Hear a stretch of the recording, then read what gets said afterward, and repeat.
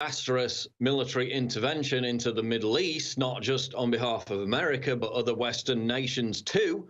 Steve Herman, White House bureau chief with VOA, tweets further indications just now from French President Emmanuel Macron and the Saudi Crown Prince that a multinational military action is being planned to respond to the latest reported chemical weapons attack against civilians in Syria. Also, Macron said if strikes are launched in Syria, they will target the chemical weapons capabilities of the Assad regime. Wait a sec, I thought they gave up the chemical weapons. I thought that's why we didn't do this back in 2013. We also have destroyers steaming their way towards Syria right now. The U.S. Navy destroyer USS Donald Cook is already in the region. As of yesterday, it's equipped with 60 Tomahawk cruise missiles. We also have this headline: U.S. missile destroyer reportedly sailing towards Syria as Trump weighs options. And we have a 7-warship strike group with cruise missiles on its way to the Mediterranean. That is the Harry S. Truman Carrier Strike Group, but they're saying that's not going to reach Syria until April 22nd, which is in 12 days' time. So it's pretty bizarre how, if this is supposed to be a quick, rapid response strike, they're allowing Syria to prepare for it, make maneuvers, get certain things out of the way. So could they be waiting for a massive strike, which includes Saudi Arabia, France, the UK, all these different countries? If so, it's going to be very different from what happened last year, when, of course, they basically just did one symbolic strike on an air base. Not very many people died, not very much damage was done. It was a symbolic act. It was pretty pointless. This looks like it could be something way bigger, and that they may take a little more time to arrange it, at least in terms of an international alliance. Now, to talk about all this, we're joined by Syrian girl Maram Susli, who, of course, is a regular contributor for Infowars.com. She is a geopolitical analyst for New Eastern Outlook. And she put out a video a couple of days ago called "What Really Happened? Chemical Attack That Led to Missile Strikes on Syria." And she's here to talk about it now. Maram, welcome back. Thanks for having me. Now, let's get into the background of this, because, you know, unlike the Trump administration, it seems, unlike President Macron, unlike Saudi Arabia, we're not just going to have a flippant, reckless reaction, not knowing any of the evidence. Let's actually look at what could have possibly happened in this town, both before and after when this chemical attack happened. What was the situation in the town of Douma before this alleged attack happened? Was there any kind of battlefield or strategic motive for the Syrian army to launch this attack? What was the situation on the ground before it happened? No, there wasn't. And it's exactly as you said. You know, Douma is a suburb that's part of a bigger suburb called Ghouta. Now, the insurgents that controlled Ghouta, which were Al-Qaeda linked, by the way, and the US, even in the United Nations, agreed that Al-Qaeda was controlling this city. The majority of them actually surrendered and had already given up their weapons or taken a bus ride to another town called Idlib. So the only group that hadn't surrendered was this group called the Islamic Army, or Jaish al-Islam. And the reason they didn't surrender and they controlled Douma is because they had leverage in the form of hostages, civilian hostages that they had kidnapped from nearby pro-Assad towns. And these are the wives and children of basically Syrian soldiers. And these civilians, they took them and they put them in cages in about 2015, and they paraded them around Douma and said that, you know, these are the moderates. These are the moderates that put people in cages and parade them around. In fact, I've seen the video clips of that, parading them around in cages. They had another video which you play, which there was one of the victims. They made them walk through like underground tunnels, and they look very distressed. We're playing some of that footage now of them in the cages. So this group, this Army of Islam, that they were the remaining factions who refused to surrender, because as far as I understand it, the other rebels had agreed, right, with the Syrians that they would leave within 48 hours for these other rebel-controlled areas, and they would get out of Douma. But you're saying they had these hostages. Were those hostages amongst the victims in this attack, do you think? I think so. I mean, the part of the negotiations, which did go through in the end, was that they have to release the hostages. And the number of hostages was 4,000, except only 200 of the hostages actually came out alive. So what happened to the other 3,800? The thing is that the reason they put them in cages was because they were using them as human shields. You're playing the video now of the civilians in the tunnels. They actually released that video 2 weeks ago as a sort of evidence to the government that they still have the hostages are still alive, so that they could get the negotiations going. This group, Army of Islam, is actually supported and funded by Saudi Arabia. And it's interesting because if you see the timing of this chemical attack, first of all, Trump said he wants troops out of Syria. Now, why would Assad use chemical weapons if it looked like the US was finally about to just leave and let him take back the entire country? It's exactly the same scenario that played out last year when the US State Department, almost a year to the day of this attack, the US State Department said that regime change is no longer the objective, and now basically and then a week later a chemical attack happened and regime change went back on the objective. And the interesting thing about Trump's statement is that after he said he wants to pull troops out of Syria, a few days later he said that if Saudi Arabia wants US troops to stay in Syria, they're going to have to pay for it. And of course Saudi Arabia pays money to this Islamic army group that is controlling Douma, and these are the people that conducted the false flag chemical attack. So basically, this was Saudi Arabia's way of keeping the U.S. in Syria, because basically they had negotiations with the U.S. and the Kurds in the northeast of the country, and they were basically given control over the northeast of the country. So Saudi Arabia thinks it owns the northeast of Syria. And what does the US get out of this? It's not really Saudi Arabia that's running the show, and it's not Saudi money either, because even though the northeast of Syria is full of oil and majority of Syrian oil is there, the US doesn't really need any more oil. The amount of oil that Syria has is nothing compared to the amount of oil that the US has. The point is that they don't want Syrians to have that oil. They don't want Syria to be able to rebuild and become strong again. And why is that? Well, Tucker Carlson asked that question on his show to Senator Roger Wicker, and he said it was because it was in the interest of Israel. So you're saying that it's basically a conspiracy between Saudi Arabia and Israel. We've now got Saudi Arabia announcing they're going to join the strikes with France. Now, I want to flash back to this, and we'll get more into this after the break. There's a headline up on Newsweek, that famous right-wing publication. Now Mattis admits there was no evidence Assad used poison gas on his people. That's literally the headline. This came out in February. Nobody really paid much attention to it. This is about the strike that happened last year, which was, of course, we were told, beyond any shadow of a doubt, it was Assad that carried out the strike in April last year.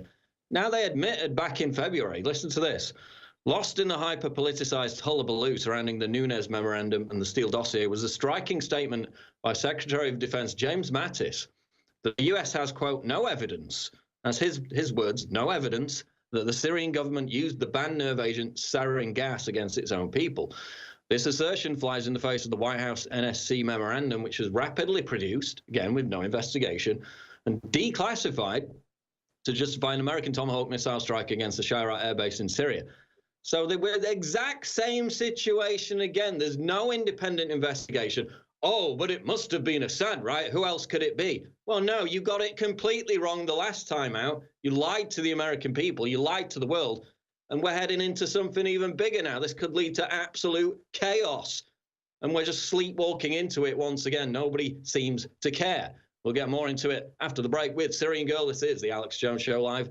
Don't go away. So we have the USS Donald Cook destroyer, armed with 60 Tomahawk missiles, just 100 kilometers from the Russian naval base of Tartus in Syria.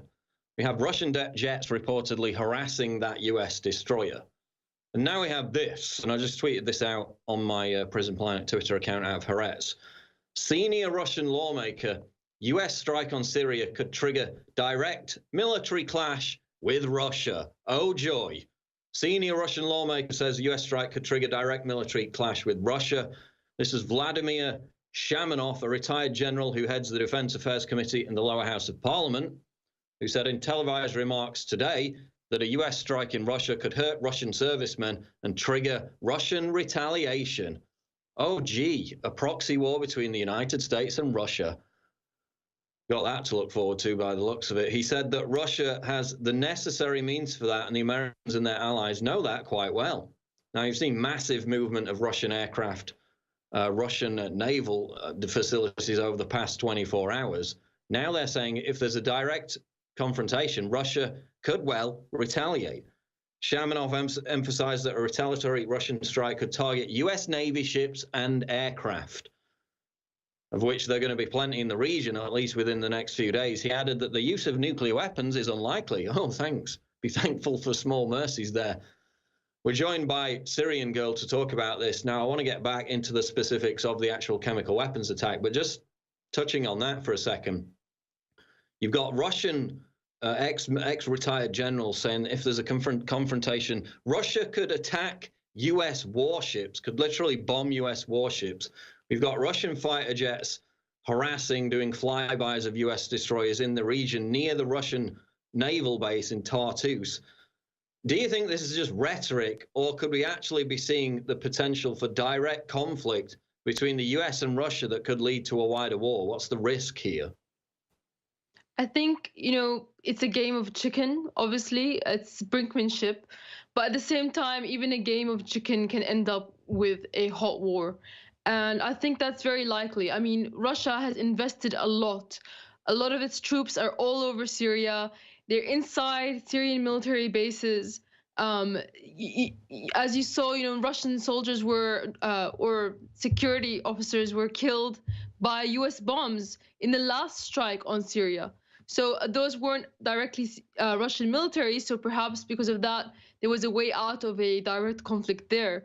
But it's definitely, if the US is going to attack Syria, it is an attack on Russia. There's no doubt about that, and it will end up in a wider war. And they don't really seem to care about that because they think that they can intimidate and brinkmanship their way through by gathering, the UK, France, Saudi Arabia, this team of basically this mafia of thieves and criminals.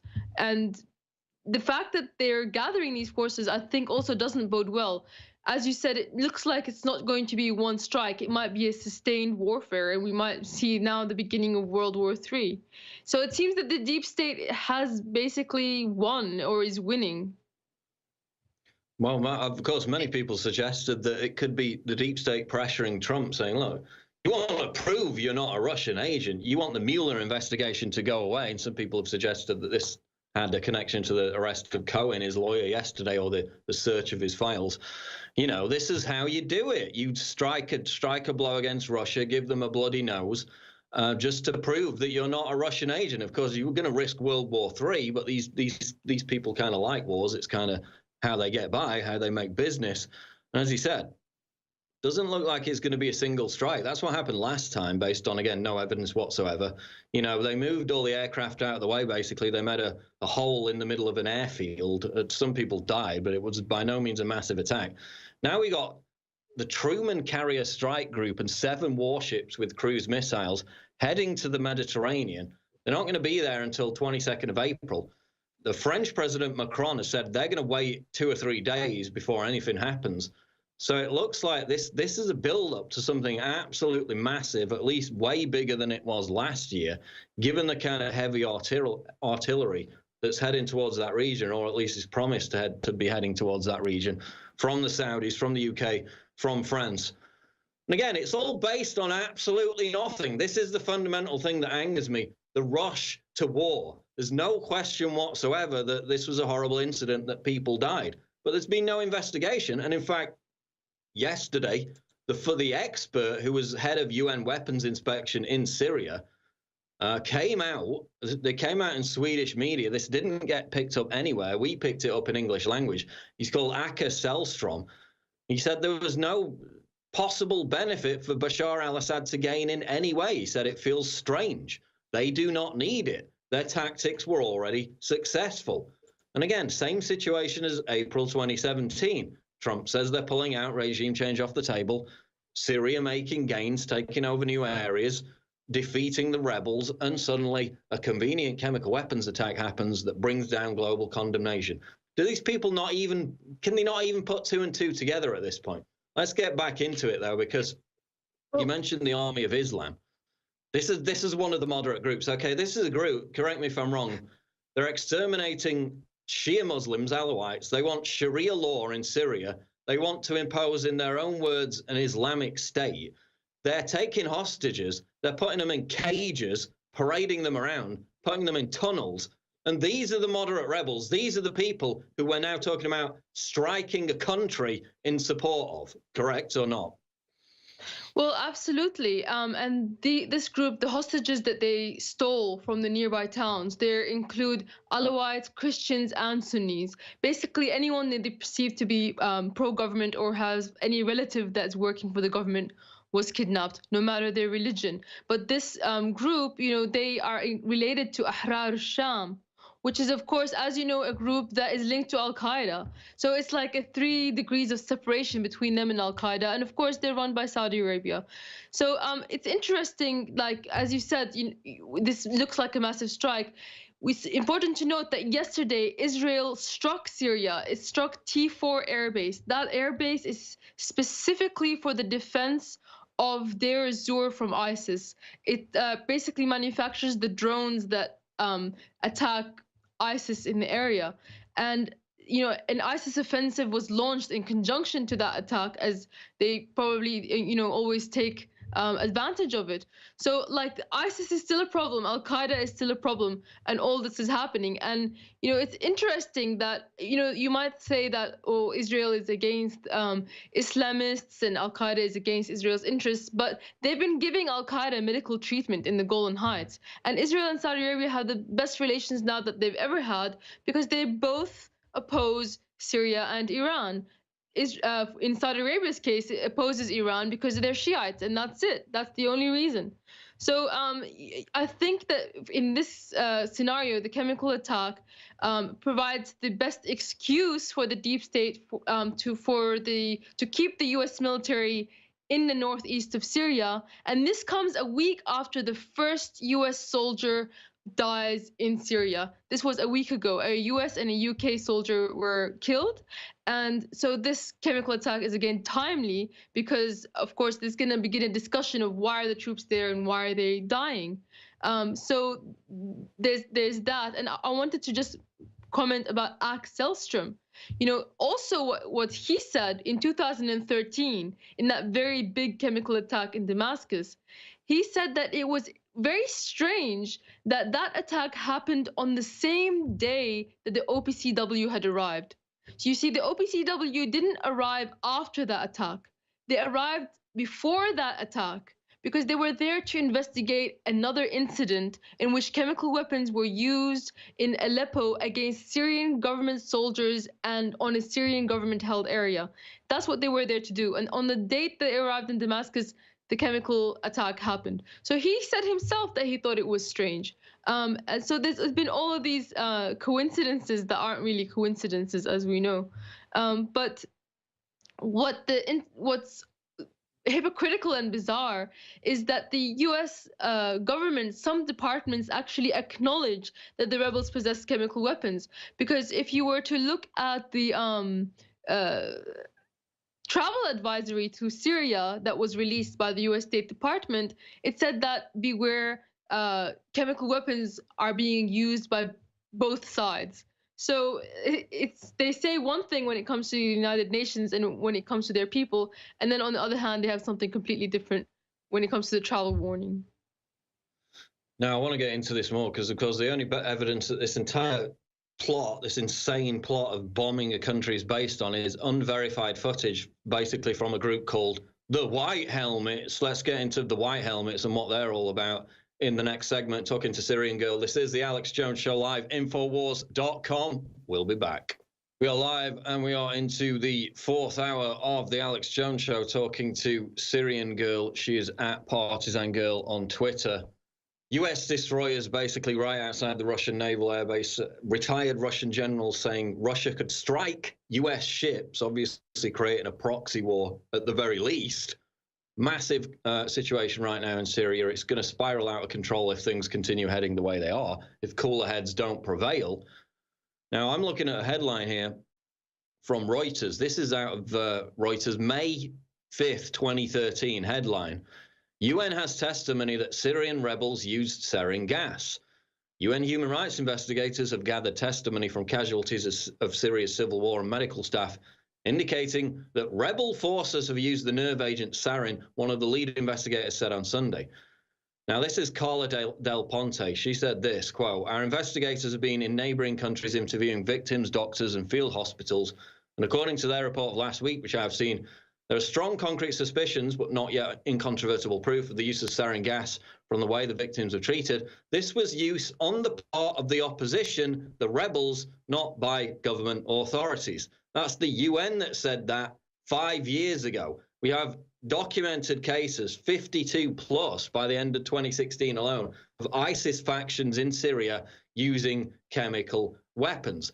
Oh, but who would believe that this attack could possibly have been a false flag, right? That's just off the planet thinking. And Maram, isn't it true, and this was in my video, that they discovered an actual rebel chemical weapons factory in this same region where this attack happened just a few weeks ago? That's exactly right. As they were taking over new areas, they basically came across what seems like a chemical weapons lab filled with bottles full of chlorine. This was all filmed. The footage is online. You could see that the place was basically untouched except by rubble. And it's perfectly clear that anyone can make chemicals. I mean, these guys are making makeshift bombs. They have the capability. They've been making gas cylinder bombs for the last 5 years.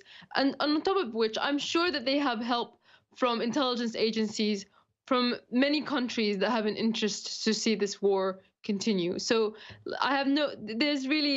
it's who benefits and who has the means. It's the rebels and the security agencies that want the war to continue. And if you look at, who are the voices that are pushing for the war, it's coming from people like Tony Blair, who caused the Iraq war and because he can be trusted on interventions in the Middle East, right? Tony Blair, he's got a perfect track record of foreign interventions in the Middle East. Let's all listen to him. That's a great idea, right? Exactly, and he made his case for the Iraq war based on what? Chemical weapons, WMDs. It's almost like chemical weapons and WMDs is the only excuse that they have to start wars, either that or creating democracies. But it seems to be, used over and over and over again, and including with the Skripal case. What's interesting with this Skripal case, where they accused Russia of attempting to assassinate a ex-spy with a chemical weapon, is that just a day prior to this chemical attack, a story came out trying to link Syria to this assassination of a Russian spy in the UK. Oh. And they're trying to make a connection between Syria and Russia and chemical weapons. I don't know why it's always chemical weapons, but I think it has to do with the fact that a lot of the time, before they invade a country, they want to disarm it of chemical weapons. Well, some people have also suggested, and in fact, I think it was Ackerson that said this, it would be difficult to investigate this attack because of the use of chlorine. The effects of it disappear rapidly in the victims. So maybe that's another reason why it's convenient to use this. We'll get more into it after the break with Syrian Girl, talk about the White Helmets, talk about where this is going geopolitically. This is the Alex Jones Show Live. We'll be back after the break. Breaking news at Infowars.com. Don't go away. We're going to do one more segment here. Maybe we'll stretch it into 2 segments with Syrian Girl, talking about the imminent attack on Syria is what it looks like. Here's a tweet from airlive.net. According to reports, British forces are mobilizing at their bases in Cyprus, and Rafale fighter jets could take off from Saint Dizier Air Base in France for possible strikes against Syria. So it looks like it's not going to be this symbolic one strike that we had in April last year, again, as a result of another chemical weapons attack, was completely unproven. Looks like this is a global effort. Could they actually be trying to still unseat a regime change in Syria, given how disastrous it was in Iraq, given how disastrous it was in Libya? We're talking to a Syrian girl right now. And the evidence for all this basically comes from one source. They said it was unverified footage, and then it was footage from the white helmets from the Syrian Observatory for Human Rights. These are all groups completely aligned with the regime change agenda, completely aligned with rebel factions, in some cases aligned with actual ISIS factions. They have been from the very start. And this is the neutral independent group that we're supposed to believe as the complete impartial evidence on all this. Maram, tell us about the white helmets. Can the white helmets really be trusted?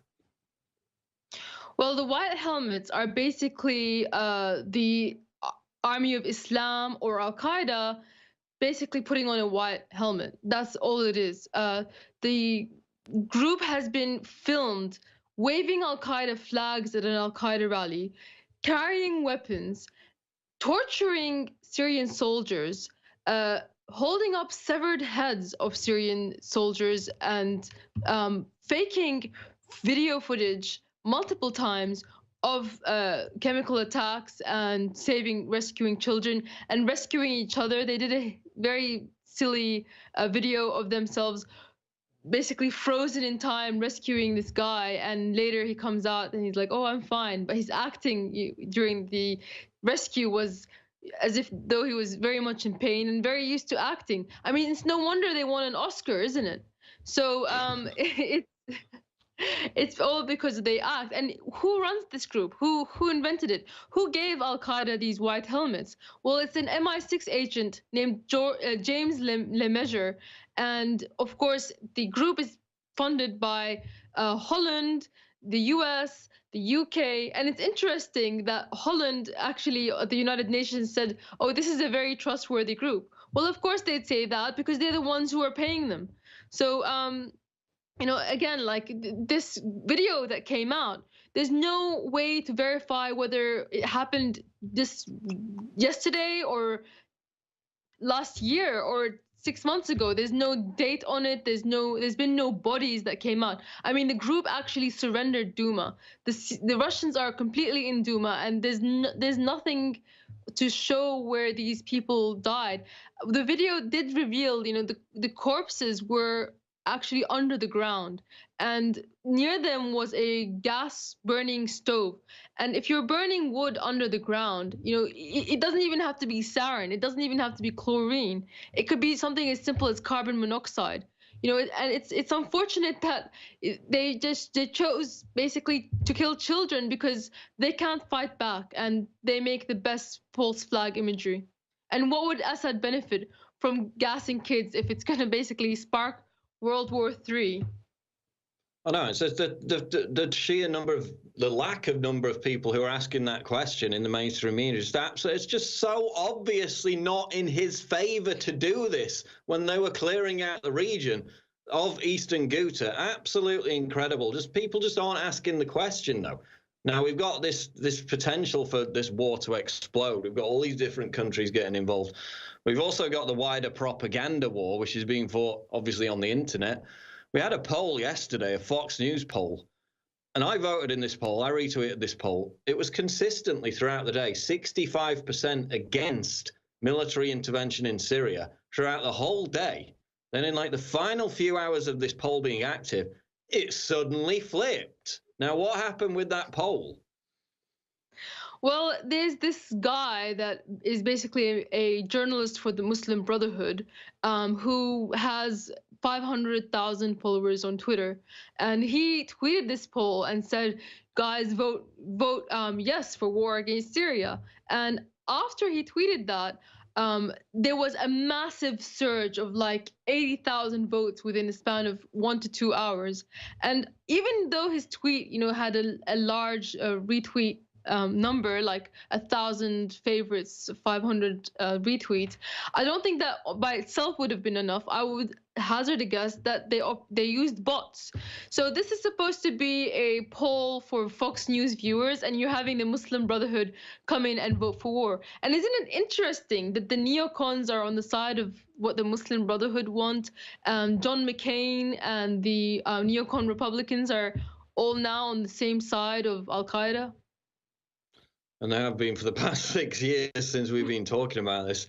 Okay, let's wrap it up. Just final comments. Where do you see this going? I mean, do you see it as a limited strike, as kind of a symbolic thing like we saw last year? Or do you see them actually, even at this late stage, still trying this regime change effort? Where do you see this going in the medium and long term?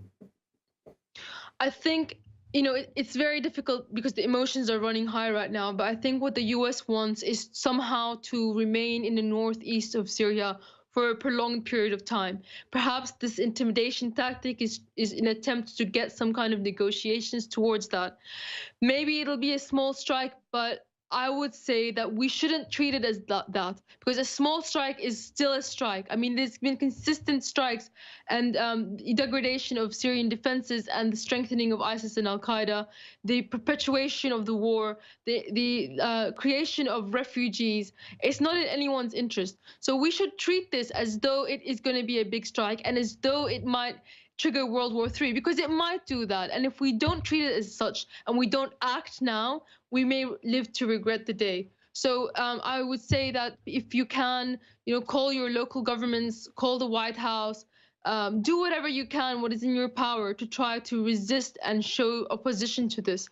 It might not work, because I hazard a guess that the U.S. deep state, the democracy is basically dead. But it's better than nothing, and we have to do what we can with the limited power that we have. So let's stand against this, because there's a 50-50 chance it's going to be World War III. Amazing. Well, just tell people in the final minute here how they can find you on social media and on YouTube. Thanks so much for having me on the show. Find me at Partisan Girl on Twitter and Syrian Girl Partisan on YouTube. I'm also on BitChute Syrian Girl, and on Minds Syrian Girl or Partisan Girl, and a bunch of other things. So please check out my Twitter and add me on those. Okay, we really appreciate you, Syrian Girl. We'll get you back on as this unfolds, which it inevitably will over the next few days, maybe even starting tonight. But thanks for joining us today. Thank you. Thanks so much. Okay, there goes Syrian Girl. We have about a minute and a half left in this segment, so let's go back to this news again. Massive headline out of Haaretz. Senior Russian lawmaker, US strike on Syria could trigger direct military clash with Russia. He's basically saying, he's emphasizing that a retaliatory Russian strike could target US Navy ships and aircraft. He's saying that Russia could bomb US Navy destroyers if they target Syrian government positions. That is absolutely massive. We also have Trump canceling his trip to South Africa. President Trump has canceled his scheduled trip to multiple South American countries originally planned for this week, the White House said Tuesday. So Trump's going to be in place. He was set to attend the 8th Summit of the Americas in Lima, Peru, and then go to Colombia. He's not going to do that because he's got things on his plate, and we all know what they are. We have report Russia jams US drones over Syria to thwart airstrikes. The Russian military has figured out how to jam some US military drones in airspace over Syria, NBC News report on Tuesday. So the Russians are very busy boys right now as this potential World War III scenario escalates. And really not that many people are talking about it until it happens. There doesn't seem to be as much interest around it, as much concern around it as there should be right now. Absolutely incredible times we're living in. This is the Alex Jones Show Live. We'll be back after the break. Breaking news at Infowars.com. Don't go away.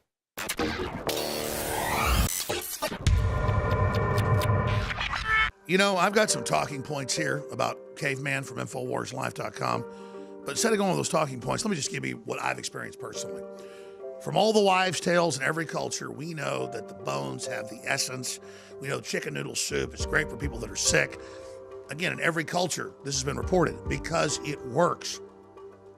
And there's no way to quantify how strong this is, but the amount of bone protein and the amount of marrow and the amount of concentrated life force that is in this is incredible. Ladies and gentlemen, whether it's for your joints, whether it's for your arteries and your veins, whether it's for your brain, whether it's for energy, this, ladies and gentlemen, is the strongest, most concentrated bone broth formula out there, and it's amazing. Find out.